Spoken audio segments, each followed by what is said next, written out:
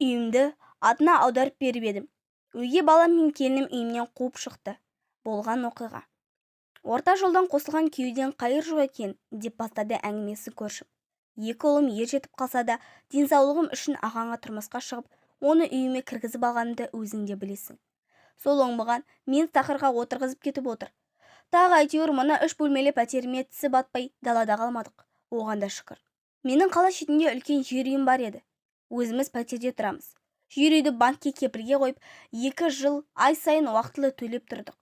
Кейін осыған тұрмысқа шықтымда жағдайымыз келіңкіремей 4-5 ай кредитті кешіктіріп алдық. Ондай кезде қарап қалатын банк бар ма? Үйіңізді тартып аламыз деп зіркілдеп телефон соғып қорқыта берді. Содан күйеуіме жалындым. Осы үйді алып қалайық. Сен маған кредитті төлеуге көмектесші деп өтіндім. Сол үшін үйде ай сайын ұрыс болатын. Сен маған осы кредитіңді жабу үшін тегенсің деп қит етсе ұрыс шығара беретін. Өзімнің аяғым ауыр.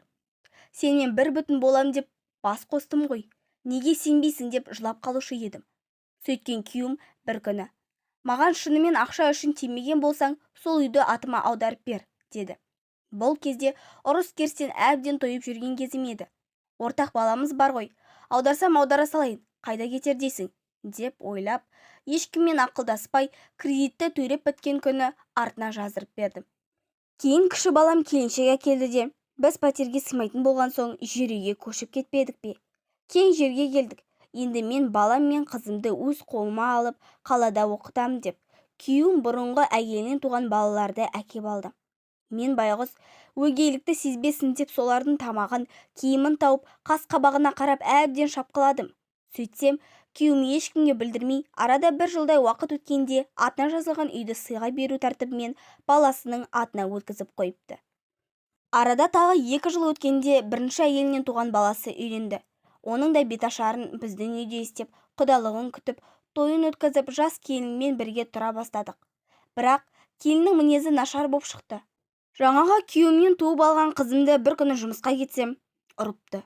Үйге келсем қызым жылап, жеңеше мені ұрды деп көрсетті. Құйрығына шымшыған. Онысы көгеріп қалыпты. Мұның не? Деп сөйлеп, екеуміз сөзге келіп қалдық. Сөйткен келінім, шығыңыз мына үйден деп әкіреңдеді. Аңқау басым, кетсең өзің кет, бұл біздің үйіміз деп бет бақтырмаймын. Бір уақытта әңгімеге өгей балам араласты. Сізде ешқандай үй жоқ. Тіпті әкемде де үй жоқ. Бұл үй енді менікі. Сенбесеңіз құжатты қараңыз деп алдыма бір бума қағазы лақтырып жіберді. Күйеуімде үн жоқ. Кетсең кете бер дегендей жер шұқып отырып қалды. Қызында аяған жоқ. Күздің қара суығында заттарымызды жинап, осы пәтерге қайта келдік. Сотқа берем, тартып алам деп айқайлап, қарғап сілеп кетті. Содан бері шапқылау, адвокат жалдап, сот пен үйдің арасын жол қылып жүрмін.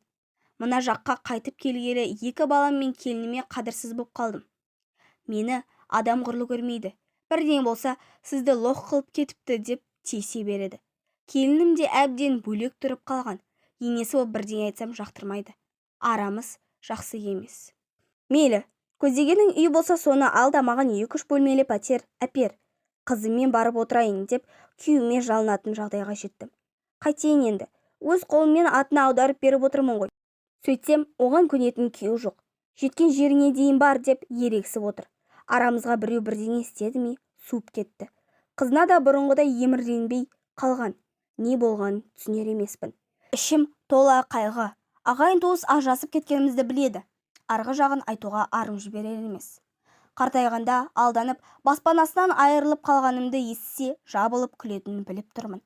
Қайтейін, мен бейбақ бақытты боп, сол адаммен тату-тату өмір сүруді ғана ойладым ғой.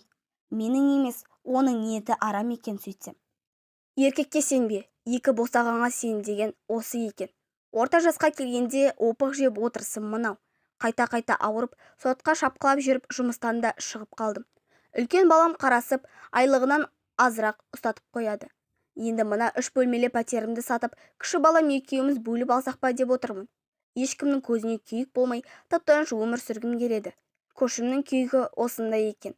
Таяу уақытта сот отырысы өтетін көрінеді. Содан кейін бүкіл құжаттар мен күйеуінің атын атап, түсін түстеп тұрып айтып беруге уәде етті.